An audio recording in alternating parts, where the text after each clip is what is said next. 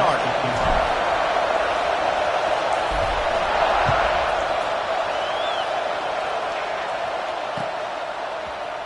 Coming out with it, it's Coleman. I imagine he's going to get an earful on the sideline after bringing it out of the end zone and being knocked down at the 11.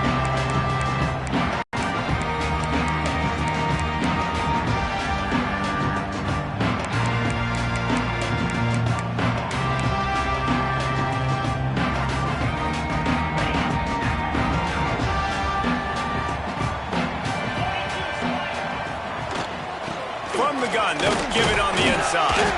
Found just enough running room. He picks up 4 to the 15. That's a really nice play. It's impressive. When it's first down and the defense thinks you might be running the football, you still can line up. You can get some movement at the point of attack and find a little crease for your running back. After the productive first down play, it's 2nd and 6. It's complete on the right side. And just a short, safe pass play. They pick up a few. This slot receiver is a guy the defense has to be careful of. He runs good routes. He's got some speed, and if you're not careful, this guy can gash you. The Hawkeyes come to the line on 3rd down, trying to keep this drive alive. Rides to back and leaves it. They thought they could just run it on 3rd and short, but this defense was there to make the stop. And, man, it's nice to have a guy that is just better than your guys. And no matter what play you call, man, how about him getting in the backfield quick, penetrating, using his quickness, and using his strength to get him to the ground? That is a baller. So we're scoreless, their first drive of the game, and this coach is wasting no time taking a gamble by going for it on 4th down in his own territory. Quickly to the tight end. He's not going to get there. Stopped short on 4th down.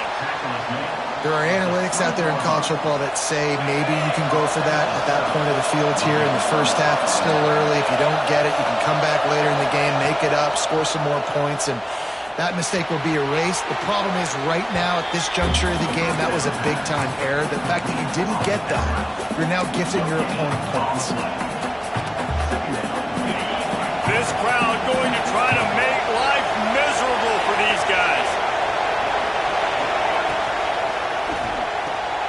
Grabbed in the backfield. It's Longo. And he's brought down, but a flag is also down.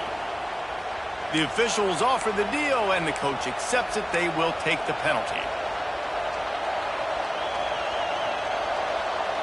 And here comes the offense on 2nd down.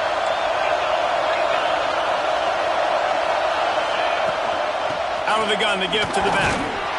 This junior making his presence felt and making the stop after a short gain. And, man, the big fellas up front, they don't get a lot of credit. They'll get talked about a lot unless it's negative, but they're the big component, man. They've got to get some push, to get some running lanes, get this running game going. They're the ones that make it go. Got it! Stopped at the 3, but it'll be enough to give them a 1st and goal. And the defense has to be kicking themselves for allowing a 1st down there. You're just maybe going to give them a few yards and let them set up for a field.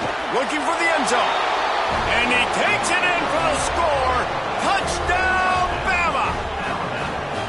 I love running backs that have a nose for the goal line, understand how to get there, finish strong into the end zone, know I get 6, and then go celebrate with your boys.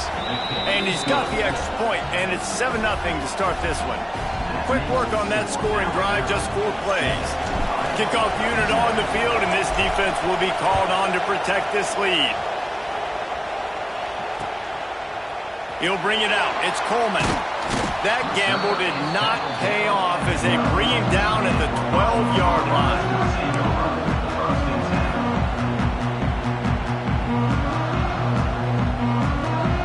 Iowa has the ball back on offense. Finding themselves down 7-0, they'd love to get a drive going here. Power football with the run. Breaks into the open. Past the sticks, and he may get more. And makes the tackle at the 23 after he got 10. It's hard to stop great runners. It really is. That's why you run the football consistently. You got a big offensive line, a big physical unit. You run the football like this, man, it will take a toll later. But you got to tackle this guy over and over again who has this ability to make people miss and make big plays. Quarterback moving. Fires on the move. Wide open downfield. They bring him down, but the big play will move the sticks. And the quarterback knew exactly where he wanted to go with the football, had time, spins the ball deep. Nice job by this offense, understanding what the defense is giving them and creating the explosive play. Back to throw, it's Sullivan. Release to the back. And it's incomplete. If you're going to take a hit like that, you might as well hang on to the ball. Looked like the offense had a chance for a big play there, but the running back just could not reel that ball in.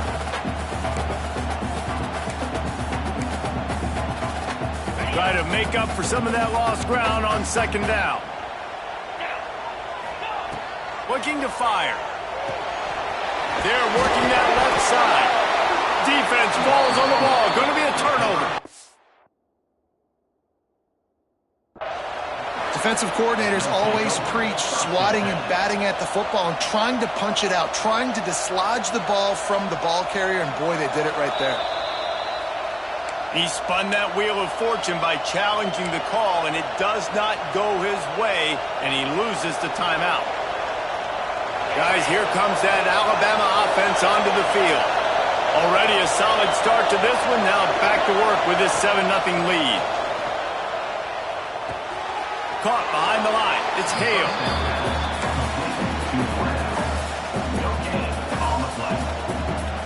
Behind the chains now on second and long. Wants to go up top. Going deep. And that ball is hauled in inside the 35. Alabama may always be built on the run, but these days they elevate with a high-flying pass game. And great coaches evolve, and we've seen the evolution of this Alabama offense over the last several years, and it's not just run, it's not just eat clock, it is be aggressive, attack, make big plays down the field. Well, it's a nice job by the tight end there. He's patient. He fights his way through all the traffic in the middle of the field, running that drag route, making it an easy completion for the quarterback. The give to the tailback. Big pickup on the ground here to keep this drive moving and give them a first down. Alabama quickly back to the line. To the ground. He's got it again. And this one will be stopped for no gain. Stopping the run is about physicality. It's about I'm bigger than you, I'm stronger than you up front. Really nice job by the defense, showing their strength, bowing up, stuffing the run. Operating in the red zone here on second down. The RPO, fire complete to the left. They make the stop, trying to pick up just a little bit at a time to get to that first down marker. That defender just laid the wood. As soon as that guy caught the ball, there he was. Bam! Clean hit for a minimal gain.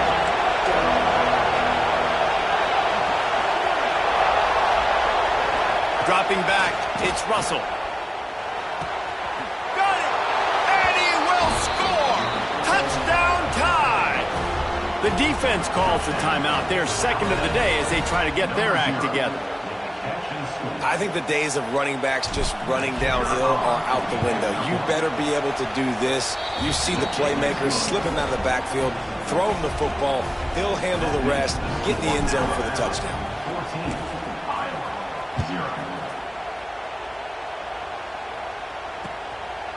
He'll bring it out. It's Coleman.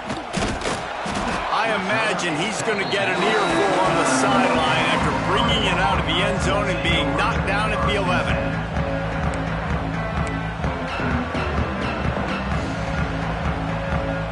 This drive will commence from their own 11-yard line. Leaves it with the running back. And the defense holds firm. No pickup at all on that play. So Alabama takes the lead into the quarter break. They wanted to strike first and strike hard, and they've been able to do that here in the first quarter as we take a look at the stats. Had a chance to talk it over during the break, and they'll start with second down. Back to pass. Makes the grab on the left. And he'll step out of bounds after a very productive play.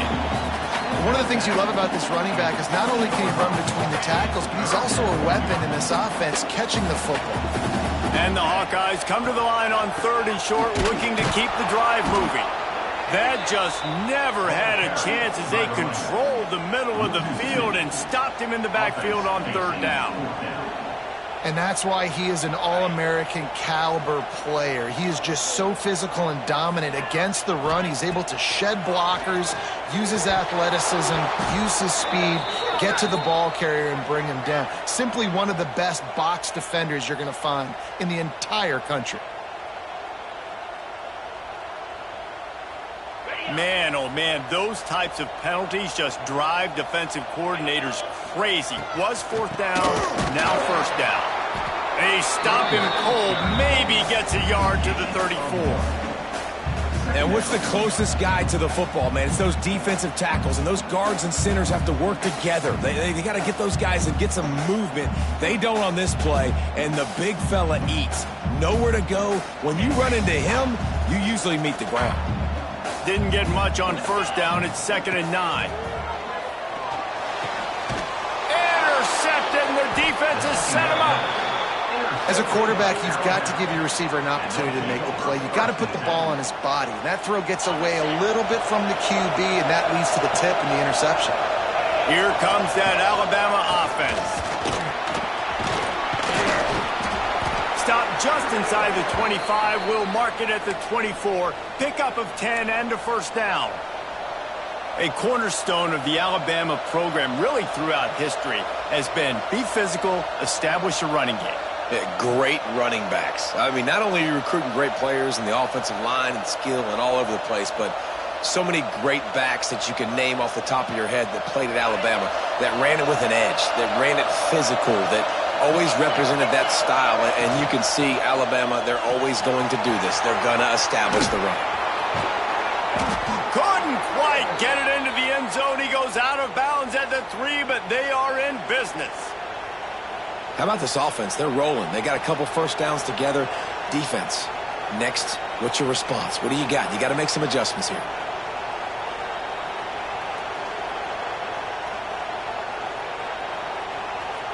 Alabama comes to the line with a 1st and goal.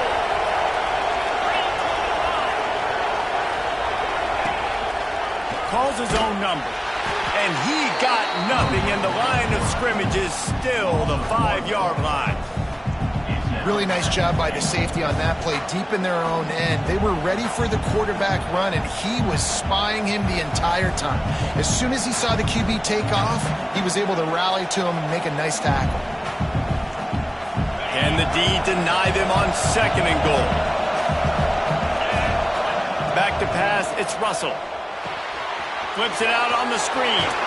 And he strides his way into the end zone. Touchdown, Crimson Tide. No step back in week 3. They have been sharp as they extend the lead. They have been road warriors here in this game, coming into a tough environment, but in all 3 phases, they have been absolutely dominant. Their defense is not allowed a point, and the offense is going up and down the field, and they score another touchdown here before the end of the 1st half. We check in with Kevin Connors. What's going on, Kevin? Guys, one of the biggest games of the week is playing out right now. Let's check in on this top 25 battle.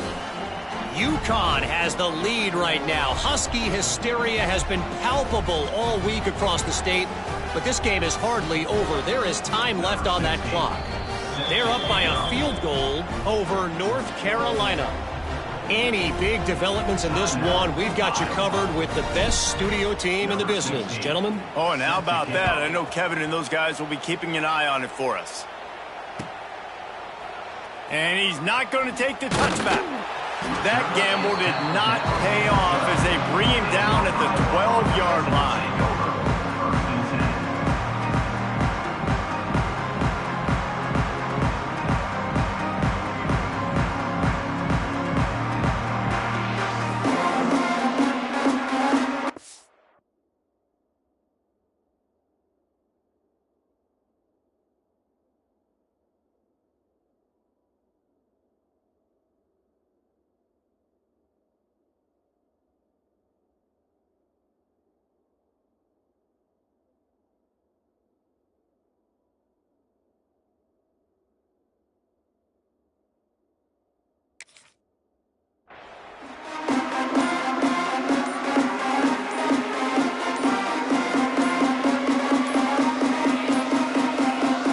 weren't able to get that one off. It'll be a delay of game.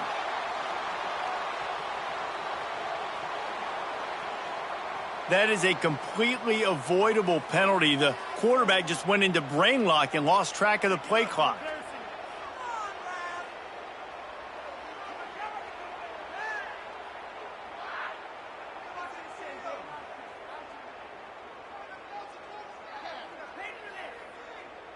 On the double.